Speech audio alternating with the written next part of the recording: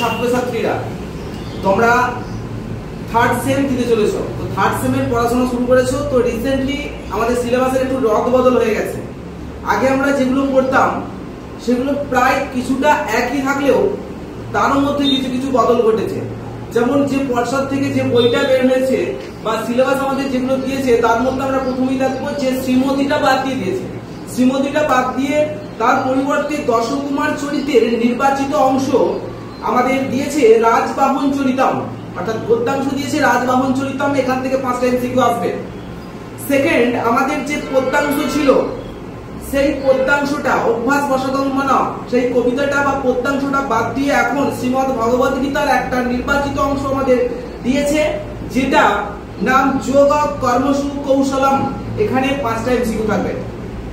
এরপর আমাদের যে নাটকটা ছিল সেই নাটকটা বীর সর্বদমন ছিল, ওটাকে বদল করে আমাদের এখন দিয়েছে অভিজ্ঞান শকুন্তলমের নির্বাচিত যে অংশ দুর্বাসাস্য অভিশাপ। এই নাটকটা দিয়েছে 5টা এমসিকিউ। তাহলে আমরা কি দেখলাম? কিছুদিন আগে যে সিলেবাসটা আমরা দেখেছিলাম তার রদবদল ঘটিয়ে আমাদের পরিবর্তন হয়েছে রাজবাহন চরিতম গদ্যাংশ, যোগ কর্মসু কৌশলম পদ্যাংশ এবং দুর্বাসাস্য অভিশাপ নাট্যাংশ।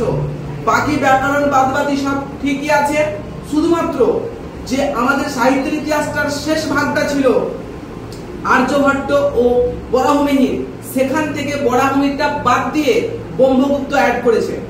বাকি সব কিছু এক আছে। তো আর বেশি দিন নেই, তোমাদের সামনে সেপ্টেম্বরে পরীক্ষা হতে চলেছে। তোমরা শুরু করে দাও পড়াশোনা। আর বিশদ ভিডিও জানতে আমাকে ফলো করো।